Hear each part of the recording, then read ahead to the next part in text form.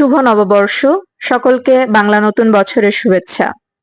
আজকে যে বইটা নিয়ে কথা বলবো সেই বইটার পাঠ প্রতিক্রিয়া ব্যক্ত করতে গিয়ে আমি একটু কনফিউজড। এই বইটা আমার এই মুহূর্তে পড়ার ইচ্ছা ছিল না, আরো পরে পড়তাম, কিন্তু আমার এক ছোট বোন আমাকে রিকোয়েস্ট করলো। রিকোয়েস্ট ঠিক না, মানে আমাকে বলেছিল যে আপু এই বইটা পড়া হলে তোমার কেমন লাগলো জানিও। তো যেহেতু বইটা আকারে ছোট, আমি ভাবলাম যে তাহলে পড়ে ফেলি আর ওকে জানাই যে বইটা কেমন। বলছিলাম বাদল সৈয়দের লেখা আমার মুক্তি ওই আকাশে, এই বইটার কথা। তো বইটা পড়ার পরে আমি যে একটা ফিডব্যাক দিব, সেই ফিডব্যাকটা দিতে গিয়ে আমি কিছুটা কনফিউজড, কারণ বইটা পড়ার পরে আমার অনুভূতি ছিল একরকম, আবার আমার পড়া শেষে আমার লাইব্রেরির দুইজন মেম্বার তারা এই বইটা পড়েছেন, তাদের দুইজনের দুই রকম প্রতিক্রিয়া। তো আমি আসলে বুঝতে পারছি না যে পাঠ প্রতিক্রিয়াতে আমি আসলে কোন ফিডব্যাকটা জানাবো। তো আমার মনে হলো আমি সবগুলো দিক নিয়ে আলোচনা করি। তো প্রথমে আমি আমার কথাটাই বলি যে বইটা পড়ে আমার কেমন লাগলো। আমার মুক্তি ওই আকাশে, এটা রকমারিতে জনরা দেয়া আছে সমকালীন উপন্যাস, কিন্তু বইটার কলেবর অত্যন্ত ছোট, মাত্র 92 পৃষ্ঠা, এবং বইটা হচ্ছে ক্রাউন সাইজের বই। তো এটাকে আসলে উপন্যাস বলা চলে নাকি নভেলা, উপন্যাসিকা বললে ঠিক হবে আমি বুঝতে পারছি না। নভেলা বলি বা পূর্ণাঙ্গ উপন্যাস বলি, যেটাই ধরি। তো এইটা সিম্পলি যদি আমি সমকালীন উপন্যাস বলি, আমার কেন জানি মনে হয় এটা যথাযথ হচ্ছে না। এই একটা বইয়ের মধ্যে আমার অনেক রকম জনরার মিশ্রণ আছে বলে মনে হয়েছে। এখানে কিছুটা জীবনধর্মী লেখা আছে, কিছুটা সায়েন্স ফিকশন আছে, কিছুটা স্পিওনাস থ্রিলার আছে, কিছু সুপার ন্যাচারাল বিষয় আছে, আধ্যাত্মিক বিষয় যদি বলি। তো সবকিছু মিলে এটাকে যে আসলে এক্সাক্ট কোন জনরায় ফেলা যায় তা আমি জানি না। আচ্ছা, এখন শুরু থেকে যদি শুরু করি, যখন বইটা পড়া শুরু করলাম তখন আমার অনেকটা হুমায়ুন আহমেদের লেখার মতো বা কিছু লেখার কথা মনে পড়ে যাচ্ছিল।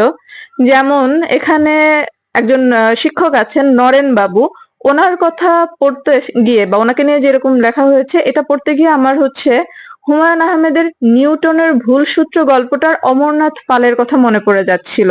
দুইজনই শিক্ষক এবং দুইজনের কিছু আচরণগত সাদৃশ্য আমার মনে হয়েছে এই বইটা পড়ার পরে। তো এইটা একটা বিষয় ছিল। তারপরে গল্পটা যখন এগুচ্ছিল ভালোই লাগছিল। তো একটা জায়গায় গিয়ে এমন একটা টুইস্ট আসলো যে আমি আসলে সিম্পলি অবাক, মানে অবাক বলতে স্তব্ধ হয়ে গেলাম যে এটা কি হলো। মানে আমি বইটা রেখে কয়েক সেকেন্ড চিন্তা করলাম যে এটা কি করলেন লেখক। আচ্ছা, তারপর থেকে গল্পটা সম্পূর্ণ ভিন্ন। মানে প্রথম দিকে যেভাবে পড়া শুরু করেছিলাম আমি কল্পনাও করতে পারিনি যে এই লেখাটা এমন একটা দিকে টার্ন করবে। আচ্ছা, এরপরে বলি, হুমায়ুন আহমেদের লেখার মতো কিছুটা মনে হয়েছিল বা কিছুটা সাদৃশ্য পাওয়ার কথা তো বললামই। এরপরে হচ্ছে সায়েন্স ফিকশনের যে বিষয়টা, এটা কেন জানি না আমার অনেকটা, মানে মোহাম্মদ জাফর ইকবালের কথা আমার মনেই পড়ে যাচ্ছিল। এটা এমন হতে পারে এই কারণে যে সায়েন্স ফিকশন বলতে আমরা মোহাম্মদ জাফর ইকবালের লেখা অনেক বেশি পড়েছি বলে হয়তো, বা যাই হোক, কিছুটা তার লেখার একটা মানে কথা মনে পড়ে যাচ্ছিল। এরপরে আসি, যখন থ্রিলারের বিষয়টা শুরু হলো, স্পিওনাস থ্রিলার টাইপের, তখন আমার মনে পড়ে যাচ্ছিল শীর্ষেন্দু মুখোপাধ্যায়ের কালো বেড়াল সাদা বেড়াল উপন্যাসটার কথা। আপনারা যারা উপন্যাসটা পড়েছেন তারা হয়তো অলরেডি বুঝে ফেলেছেন। আর এই থিমটা আসলে খুব বেশি আনকমন বা নতুন কোনো থিম না, যে একটা গুরুত্বপূর্ণ বৈজ্ঞানিক আবিষ্কার হওয়ার পরে সেই বিজ্ঞানীর পিছনে দেশ বিদেশের বিভিন্ন বড় বড় শক্তি সেই বিজ্ঞানীর পেছনে উঠে পড়ে লাগে ওই ফর্মুলাটা আয়ত্ত করার জন্য, বা এরকম এরকম। এগুলো নিয়ে আসলে অনেক সিনেমা হয়েছে, অনেক লেখালেখি হয়েছে। তো এই বইয়ের মধ্যে সেই বিষয়টাও আছে। তো সবকিছু মিলে ফিনিশিংটাও ভালো, খারাপ না, কিন্তু সবকিছু মিলে এটা তো একটা কম্বো উপন্যাস হয়েছে। কিন্তু আমার যে জায়গাটায় খুব বেশি ঘাটতি মনে হয়েছে সেটা হচ্ছে উপন্যাসটার বিস্তৃতি। এত কন্টেন্ট লেখক এটার মধ্যে রেখেছেন যে প্রত্যেকটা কন্টেন্ট এবং প্রত্যেকটা চরিত্রের আমরা যেটা বলি যে ক্যারেক্টার ডেভেলপমেন্ট বা স্টোরি ডেভেলপমেন্ট, আমার কাছে এই জায়গাটা মিসিং মনে হয়েছে।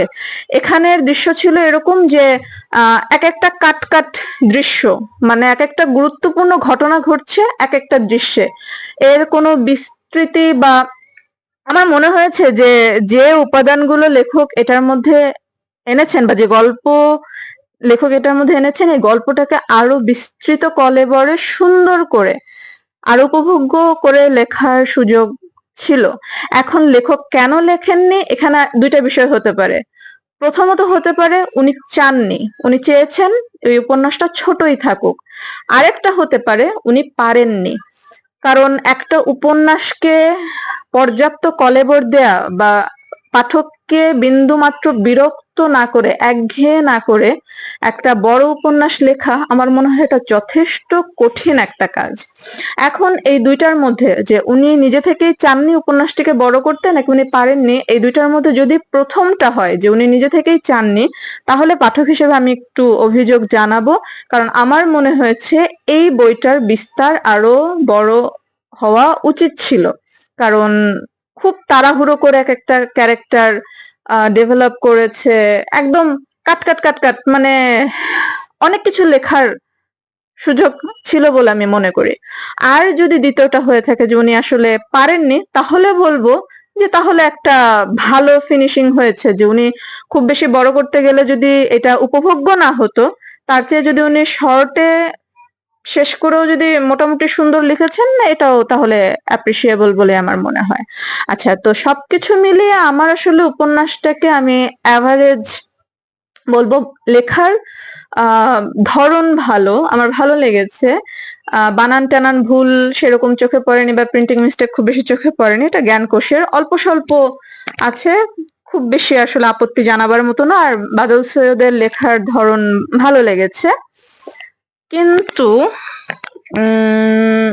ওই যে বললাম যে সবকিছু মিলে আমার কাছে কন্টেন্ট যেহেতু খুব বেশি নতুন না, আর যেহেতু বিস্তারটা খুব বেশি না, সেহেতু আমার কাছে এই জায়গাটুকু ঘাটতি থাকার কারণে আমি এটাকে অ্যাভারেজ বলবো। এখন বলি যে আমার লাইব্রেরির যে দুইজন পাঠক এই বইটা নিয়ে মন্তব্য দিয়েছেন, তাদের মধ্যে একজন বইটাকে বেশ ভালো বলেছেন এবং তিনি এটাকে মার্কিং করেছেন 10-এর মধ্যে 6। তো আমি বলবো যে 10-এর মধ্যে 6টাও আসলে আহ অনেক বেশি ভালো মার্কিং না, আবার একেবারে খারাপ মার্কিং না, বেশ ভালোর মধ্যে।